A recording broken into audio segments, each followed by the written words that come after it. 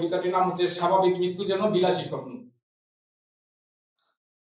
সকালে স্কুলে যাওয়ার সময় রাস্তার পাশে দাঁড়িয়ে ছিল ছোট্ট ছেলেটা। পিঠে ছিল স্কুল ব্যাগ, হাতে আধ খাওয়া রুটি। মা দূর থেকে বলেছিল, সাবধানে যাস। তারপর একটা বেপরোয়া বাস, একটা চিৎকার, আর কয়েক সেকেন্ডের নীরবতা। রক্ত শুকানোর আগেই লোক জড়ো হলো, মোবাইল বের হলো, লাইভ শুরু হলো। কেউ বলল দেশে আইন নাই, কেউ বলল ড্রাইভারের ফাঁসি চাই। শুধু মা এসে ছেলেটার জুতোটা বুকে জড়িয়ে রাস্তায় বসে রইল। হাসপাতালের জরুরি বিভাগে আজও জায়গা নেই। স্ট্রেচারের পাশে দাঁড়িয়ে এক বাবা ডাক্তারকে বলছে, স্যার আরেকবার দেখেন। ডাক্তার চুপ, নার্স চুপ, শুধু করিডোরে কান্নার শব্দ ঘুরে বেড়ায়। এদিকে আবার নদী গ্রাস করেছে ঘরবাড়ি, ভাঙনের শব্দ। 30 বছরের গড়া এক সংসার রাতারাতি ডুবে গেছে পানির নিচে। সকালে তারা ত্রাণের লাইনে দাঁড়ায়, হাতে একটা কার্ড, চোখে ক্লান্তি। ক্যামেরা আসলে তাদের বলা হয় একটু হাসেন।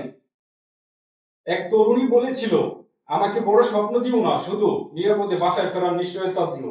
কিন্তু এই শহরে ফুটপাতেও মৃত্যু অপেক্ষা করে, ওভারব্রিজে মৃত্যুও মৃত্যু, হাসপাতালের বেডেও মৃত্যু, থানার ভেতরেও মৃত্যু। তারপর মাইক বাজে, দোষীদের বিরুদ্ধে কঠোর ব্যবস্থা নেওয়া হবে, তদন্ত কমিটি গঠন করা হয়েছে, জনগণের নিরাপত্তা নিশ্চিত করা হবে। মানুষ এসব কথা শুনে এখন আবহাওয়ার খবরের মতো শুনে তারপর কাজে চলে যায়, কারণ পেটের ক্ষুধা প্রতিবাদের চেয়ে বড়।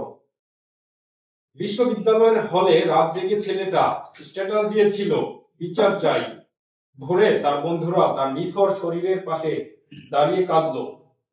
সন্ধ্যায় টক হলো, রাতে রাজনৈতিক বিশ্লেষণ। পরদিন নতুন খবর এসে পুরনো মৃত্যু সরিয়ে দিল। এই শহরে এখন মানুষ বাঁচতে বের হয়, কিন্তু ফিরে আসার কোনো নিশ্চয়তা ছাড়াই। মায়েরা দরজায় দাঁড়িয়ে থাকে, বাবারা ফোন হাতে অপেক্ষা করে, আর সন্তানেরা প্রতিদিন রাস্তায় নামে এক অদৃশ্য ঝুঁকির ভেতর দিয়ে।